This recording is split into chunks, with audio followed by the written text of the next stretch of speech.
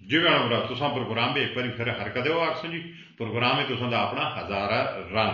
जी chairman साहब जी हाँ गल एक मेरे मगजे विच आ गई जी शुक्र है मगजे विच आ गई है जेड़े हालांकि इस मगजे पे आंदा कुछ भी नहीं ਉਹ ਦੇਖੋ ਜਿਸ ਵੇਲੇ ਆਖਦੇ ਨਾ ਜੀ ਫਾਰਗ ਹੋਵੇ ਆਦਮੀ ਬੈਠਦਾ ਹੋਵੇ ਮਗਜ਼ੇ ਵਿੱਚ ਨਾ ਕੰਮ ਹੋਵੇ ਨਾ ਰੋਜ਼ਗਾਰ ਹੋਵੇ ਤੇ ਮਗਜ਼ੇ ਨੂੰ ਗਾਲਾਂ ਕਿੱਥੋਂ ਪੈਣਗੀਆਂ ਤੇ ਗੱਲ ਇਹ ਆ ਗਈ ਜੀ ਖਾਸ ਕਰ ਉਹਨਾਂ ਲੋਕਾਂ ਤੱਕ ਪੈਗਾਮ ਪਹੁੰਚਾਉਣ ਦੀ ਕੋਸ਼ਿਸ਼ ਕਰਦੇ ਜਿਹੜੇ ਸਿਆਹ ਲੋਕ ਟੂਰਿਸਟ ਸਾਡੇ ਇਲਾਕੇ ਵਿੱਚ ਫਿਰਨੇ ਟੁਰਨੇ ਆਉਂਦੇ ਨੇ ਜੀ ਜੀ ਤੇ ਬਹੁਤ ਸਾਰੀਆਂ ਫੈਮਲੀਆਂ ਮਾਸ਼ਾਅੱਲਾ ਲੋਕਾਂ ਕੋਲ ਪੈਸਾ ਵੀ ਹੈ ਰੁਪਇਆ ਵੀ ਹੈ ਹਾਂ ਤੇ ਘਰੇ ਦੇ ਜਿਹੜੇ ਜਾਂ ਫੈਮਲੀ ਦੇ 4-4 5-5 ਗੱਡੀਆਂ ਜਿਹੜੀਆਂ ਸਾਈਡ ਤੇ ਕਿਆ ਚੱਲਦੇ ਨੇ ਅੱਛੀਆਂ ਬੜੀਆਂ ਤੇ ਨਵੀਆਂ ਤੇ ਸੋਹਣੀਆਂ ਗੱਡੀਆਂ ਠੀਕ ਹੈ ਗੁਜ਼ਾਰਿਸ਼ ਇਹ ਕਰਨੀ ਹੈ ਕਿ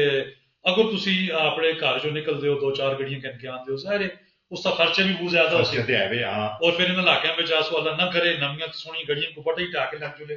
ते 50 लाख की 55 करोड़ की गड्डी भी तुहां दी खराब हो सकती है क्योंकि पहाड़ी रास्ते पहाड़ी इलाके सही है जी इस दे नाल उन्हां लोकां ने गुजारिश करसां कि तुसीं इन इलाकों में आसो ते कि फैमिली दी 5-5 गड्डियां उस ते ट्रैफिक दा भी रश ज्यादा हो सी नहीं क्या ते फिर माहौल ते भी बड़ा असर पैंदा जिस वेले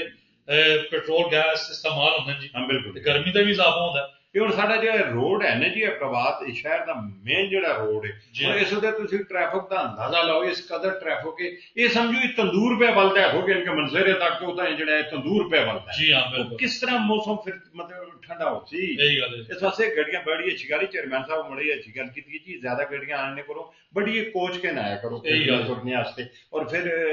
ਉਸ ਦਾ ਇੱਕ ਖਰਚਾ ਵੀ ਘੱਟ ਹੋ ਜੁੜ ਸੀ ਨਾਲੇ ਸਾਰੇ ਮਤਲਬ ਆਪਣੇ ਖਾਨਦਾਨ ਇੱਕ ਜਾਈ ਬਹਿੰਦਾ ਹੈ ਇੱਕ ਦੂਜੇ ਦੇ ਦੁੱਖ ਦਰਦ ਦਾ ਪਤਾ ਚੱਲਦਾ ਹੈ ਕੋਈ ਬਿਮਾਰ ਹੈ ਕਿ ਨਹੀਂ ਔਰ ਨਾ ਨਿੱਕੀ ਜਿਹੀ ਇੱਕ ਹੋਰ ਗੁਜ਼ਾਰਿਸ਼ ਵੀ ਕਰਦਾ ਖਾਸ ਕਰ ਜਿਹੜੇ ਬਾਹਰੋਂ ਸਾਡੇ ਭਰਾ ਫਿਰਨੇ ਤੁਰਨੇ ਆਸਨ ਯਾਰ ਜਿੱਥੇ ਬਹਿ ਕੇ ਕਦੇ ਖਾਇਆ ਕਰੋ ਤੇ ਯਾਰ ਜੇ ਕੋਈ ਛੱਡਿਆ ਨਾ ਕਰੋ ਨਾ ਉੱਥੇ ਉਧਰ ਕਿਸੇ ਛਾਪਰੇ ਵਿੱਚ ਪਾਪ ਹੋਊਗੇ ਯਾਰ ਕੋਈ ਜੀ ਜਾ ਜਿੱਥੇ ਬਣੀ ਦੀ ਉੱਥੇ ਕੱਢ ਕੇ ਛੱਡਿਆ ਕਰੋ ਉਹ ਕਈ ਮੈਂ ਦੇਖਿਆ ਉੱਥੇ ਹੀ ਛੱਡ ਗਿਆ ਬੜੀ ਅਸੀਂ ਤੁਸੀਂ ਗੱਲ ਕੀਤੀ ਜੀ ਬਾਹਰ ਜਗ੍ਹਾ ਇਲਾਕਿਆਂ ਵਿੱਚ ਦੇਖਣਾ ਸਾਫ਼ ਸੁਥਰਾ ਪਾਣੀ ਹੁੰਦਾ ਉਹ ਖਵਾਤੀਨ ਸੜੀਆਂ ਪੈਣਾ ਜਿਹੜੇ ਬੱਚਿਆਂ ਦੇ ਪੈਂਪਰ ਹੁੰਦੇ ਉਹ ਵੀ ਲਿਫਾਫਿਆਂ ਪਾ ਕੇ ਪਾਣੀ ਥੋੜੀ ਦੇਰ ਪਹਿਲੇ ਅਸੀਂ ਦੇਖਦੇ ਹਾਂ पानी ते रुके पहले इंजॉय करने कुदरती निजाम बड़ा सोहना पानी है जी बड़ा दिल खुश होया लेकिन उठने वेले असि वही पैंपर जेहड़े उस पानी विच सट के आने और बड़ा दिल खफा होंदा है क्योंकि अगर असि गंदगी फैलासन इलाकों में फिर दोबारा तुसी उन जगह ते आके अगर बैसो तुसां जगह जाहिर फिर आदमी बीमार भी हो जाता है जी हां ते भैणो भराओ ये जेहड़ा पानी जेहड़ा है ना कि पानी अगर साफ पानी जेहड़ा है ਤੁਸੀਂ ਗੰਦੇ ਪਾਣੀ ਵੇ ਪਾਉਂਦੇ ਰਹੋ ਉਹ ਕਦੇ ਨਹੀਂ ਸਾਫ਼ ਹੁੰਦਾ ਤੇ ਸਾਫ਼ ਪਾਣੀ ਵੇ ਗੰਦਾ ਪਾਣੀ ਤੁਸੀਂ ਜਿਹੜਾ ਹੈ ਨਾ ਇੱਕ ਪੂਰੀ ਢੰਡਾ ਵੇ ਤੁਸੀਂ ਇੱਕ ਬਾਲਟੀ ਵਿੱਚ ਪਾ ਸਕੋ ਉਹ ਸਾਰਾ ਹੀ ਗੰਦਾ ਹੋ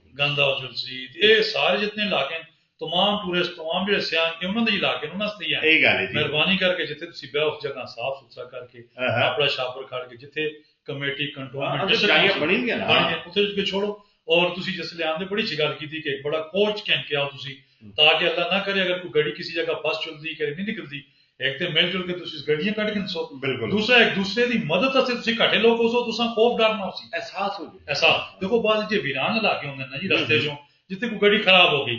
और रात के टाइम ते गाड़ी खराब हो गई अगर तुसी जानसरे लोग हो सो तुसी बयान हो सो और ना तुसी पुरसकून सह भी जुड़ सो कोई मदद भी हो जुड़सी अगर एक या दो गड्डियां किसी जगह ते दाएं में तुसी कदे खलते दियो रात परेशानी भी उसे एक और गल भी है जी चेयरमैन साहब ने गल की क्योंकि गर्मी भी है ना जी ते बहुत सारे भरा साडे जिहड़े हैं वो सिगरेट भी पींदे रहंदे ने ये भी नहीं होना चाहिए क्योंकि पहाड़ी इलाके गर्मी है तो फिर वो सिगरेट जिसले सट छोड़ देते नाल आग भी लग जी चलो तुम खुशक होंदा है उस आग लगदी ते फिर जंगल में बहुत सारे जे बूटे छोटे छोटे उन्हें भी आग लगदी खासकर छोटे जिहड़ी जिंदगी है ਅਸੀਂ देखने मक्कड़ हो गए चिड़ियां दे घोंसले हो गए चूंटियां हो गई वो भी उन्हां दी भी जिंदगी है जान है वो फिर जैसे सड़सों से यकीन जो आदमी अमल करता है ये सारा गुनाह भी सा मिलसी और अगर पुश हो गई क्यामत फिर जवाब देना बड़ा मुश्किल हो बहुत मुश्किल हो जाता है बिल्कुल जी भैन भराओ ये गल्लां जिहड़ियां हैं जी हुण आखने दी ने असां दी नवीं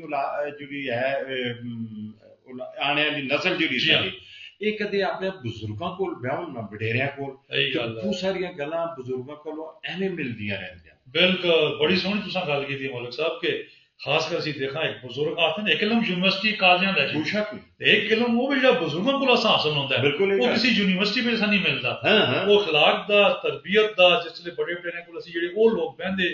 उन्हें दसते वो बच्चा कितनी बार उससे बडेरे होंदे आदन वो बच्चा अगर तू किसी जगह सफर करता होवे पंजाब चला चले कराची चला चले पैसे की बोझ में ना पाए असि सुनने हैं यार जी ये के फलसफा है बिल्कुल एक दिन ना बुजुर्गों को असि बैठे पूछा बाबा जी तुसीं गल करदे हो अक्सर यही बोझे पे पैसे ना पायो वो आने के वो असी गल तां करने आ कि ओपरी जाई जुलो एक बोझा कपया जुले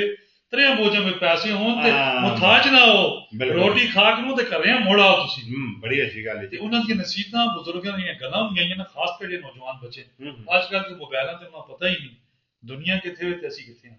ਤੇ ਪਾ ਵਜ਼ਨ ਨੂੰ ਨਹੀਂ ਚਾਹਦੇ ਉਮਰ ਕਹੀ 18 ਸਾਲ ਕੰਨਾਂ ਵਿੱਚੋਂ ਲੋ ਵੀ ਲੱਗਦੀ ਹੈ ਤੇ ਜਵਾਨਾਂ ਦਾ ਪਤਾ ਹੀ ਨਹੀਂ ਤੇ ਇੱਕ ਵੇਲਾ ਹੁੰਦਾ 18 ਸਾਲ ਦਾ ਜਿਹੜਾ ਜਵਾਨ ਸਾਹਿਬ ਦੀ ਦੋਮਣੀ ਬੋਰੀਓ 4-5 ਮੀਲ ਟੁਰ ਕੇ ਜੁਲਦਾ ਹੁੰਦਾ ਉਸ ਨੂੰ ਜਵਾਨ ਆ ਜੁਲਦਾ ਹੈ ਅੱਜ ਕੱਲ ਜਵਾਨ ਚ 18 ਸਾਲ ਕਮਜ਼ੋਰ ਨੇ ਬਹੁਤ ਜ਼ਿਆਦਾ ਕਮਜ਼ੋਰ ਨੇ ਬਾਹਾਂ ਨਹੀਂ ਟਣੀਠੀਆਂ ਬਣੀ ਦੀਆਂ ਨੇ ਇਹੀ ਗੱਲ ਹੈ ਅੱਗੋਂ ਮੋਟਰਸਾਈਕਲ ਤੇ ਕੱਲ ਮੈਂ ਜਿਹੜਾ ਮੋਟਰਸਾਈਕਲ ਤੇ ਬੈਠੇ ਸੀ 4 ਬੈਠੇ ਤੇ ਨਾ ਮੈਂ ਦੋ ਆਦਮੀ ਸੀ ਜਾਏ 4 ਬੈਠੇ ਤੇ 4 ਸ਼ਰਕਾਂ ਸਮਝੀ ਉਹ ਨਾ ਹੋ ਜਾਤਕ ਬੈਠੇ ਅੱਜ ਕੱਲ ਸ਼ਰਕਾਂ ਦੀਆਂ ਤਰ੍ਹਾਂ ਹੀ ਆ ਪੱਕੀਆਂ ਬਾਹਾਂ ਬਾਹਾਂ ਤੇ ਨਿੱਕੀਆਂ ਟੰਗਾਂ ਹੱਡੀਆਂ ਜਿਹੜੀਆਂ ਸ਼ਰਕਾਂ ਬਾਦਲ ਜੀ ਜਿਸਲੇ ਬੱਚੇ ਅੰਦਰ ਹੋਸਣ ਤੇ ਇਹ ਹਿਸਾਬ ਸੀ ਬੱਚਿਆਂ ਚਾਹੀਦਾ ਬਾਹਰ ਹਾਕੀ ਕ੍ਰਿਕਟ ਕੌਡੀ ਹੋ ਗਿਆ ਫੁੱਟਬਾਲ ਹੋ ਗਿਆ ਖੇਡਣਾ ਚਾਹੀਦਾ ਤਾਂ ਕਿ ਜਿਸਮਾਨੀ ਤੌਰ ਤੇ ਬੱਚੇ ਮਜ਼ਬੂਤ ਹੋਣ ਔਰ ਜ਼ਹਿਨੀ ਤੌਰ ਤੇ ਮਜ਼ਬੂਤ ਹੋ ਜਾਣ।